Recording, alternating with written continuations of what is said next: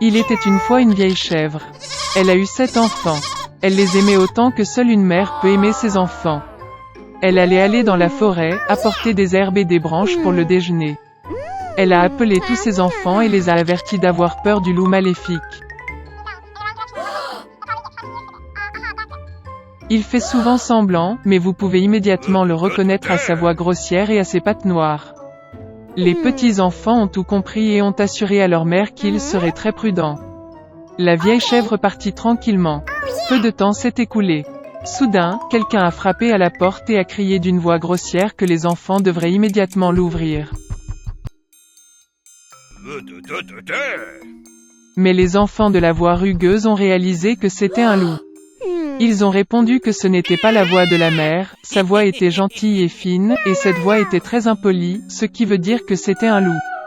Puis le loup est allé chez le marchand et s'est acheté un grand morceau de craie. Il en a mangé et sa voix s'est affaiblie. Il est revenu, a frappé à la porte et a demandé d'une voix mince aux enfants de l'ouvrir. Le loup a posé sa patte sur la fenêtre et attend. Et les enfants l'ont vu et ont répondu que les pattes de la mère n'étaient pas noires, mais blanches, ce qui signifie que c'était un loup. Puis le loup a couru à la boulangerie et a demandé de lui donner de la pâte. Le loup a oint sa patte avec la pâte. Le méchant s'est approché de la porte pour la 3e fois, a posé sa patte blanche sur la fenêtre et a frappé. Ils ont vu les enfants que la pâte était blanche et ont pensé que c'était leur mère. Ils ont ouvert la porte, mais il y avait un loup devant eux. Ils ont eu peur et ont commencé à se disperser dans toutes les directions. Un enfant a sauté sous la table, un autre sur le lit, le 3e sur la cuisinière, le 4e dans la cuisine, le 5e dans le placard, le 6e sous l'évier et le 7e s'est caché dans l'horloge du grand-père. Mais le loup les trouva tous, ouvrit ses mâchoires et avala un à un. Une seule chose qu'il n'a pas trouvée, le plus jeune, qui s'est caché dans l'horloge. Après avoir mangé à sa faim, le loup est parti. Il s'allongea sur une prairie verte sous un arbre et s'endormit. Bientôt, une vieille chèvre rentra de la forêt. Oh, qu'est-ce qu'elle a vu là-bas? La porte était grande ouverte. La table, les chaises, les bancs ont été renversés, le lavabo a été cassé, les oreillers et les couvertures ont été jetés du lit. Elle a commencé à chercher ses enfants, mais elle n'a pu les trouver nulle part. Je les ai appelés par leur nom, mais personne n'a répondu. Elle s'approcha de l'horloge, et en réponse, il y eut une voix mince du plus jeune enfant. Elle l'a fait sortir de là et il a dit qu'un loup est venu et a mangé tout le monde. Comment la chèvre a pleuré pour ses pauvres enfants. Finalement, elle quitta la maison, et la plus jeune chèvre courut après elle. Elle est venue au pré, a vu, un loup gisait près de l'arbre et ronflait de sorte que les branches tremblaient. Elle le regarda de tous côtés et vit que dans son ventre gonflé quelque chose bougeait et pataugeait.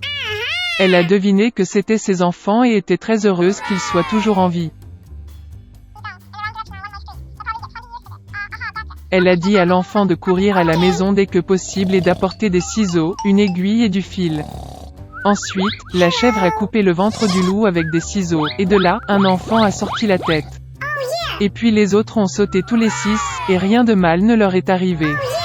Quelle joie c'était! Ils ont commencé à embrasser leur mère, à sauter et à danser.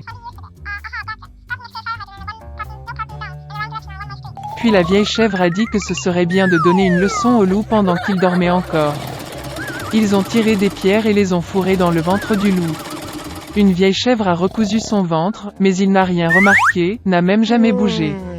Le loup a dormi, s'est levé et a eu une telle soif dans son ventre qu'il a décidé de boire l'eau du puits.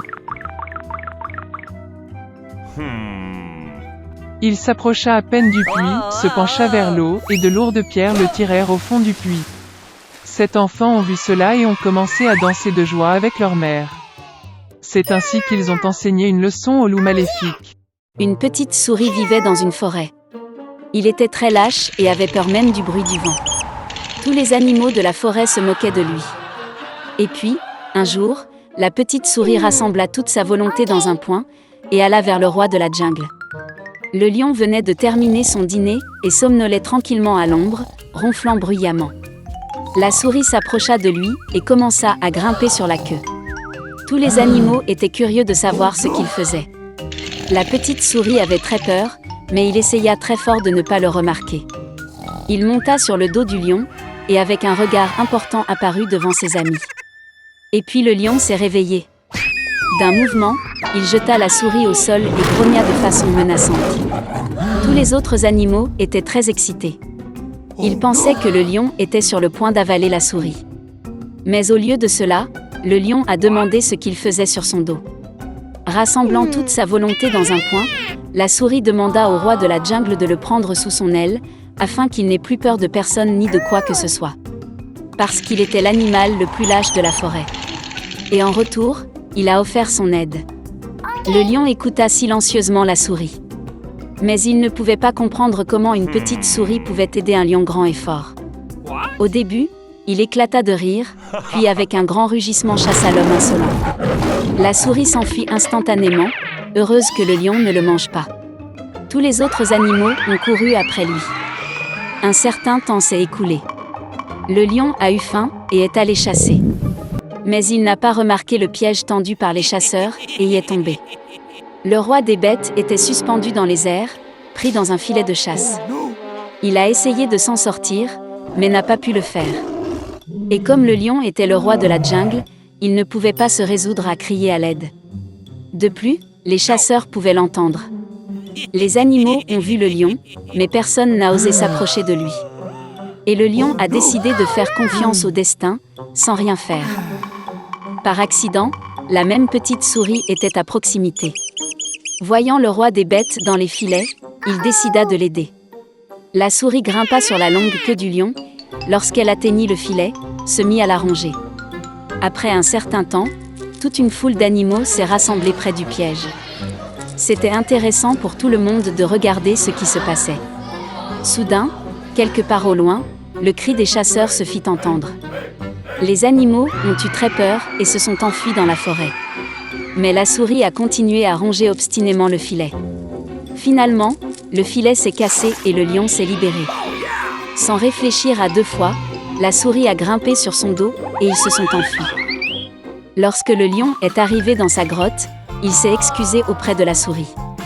Et il a dit qu'il avait sous-estimé un si petit animal, décidant qu'il ne serait d'aucune utilité. Et pour le fait que la petite souris a sauvé la vie du roi des bêtes, il n'a plus besoin d'avoir peur de rien ni de personne. Désormais, le lion le prend sous son aile. Tous les animaux, regardant ce qui se passait, riaient et applaudissaient la courageuse souris. Depuis lors, le lion et la souris sont devenus les meilleurs amis et la paix règne à jamais dans la forêt.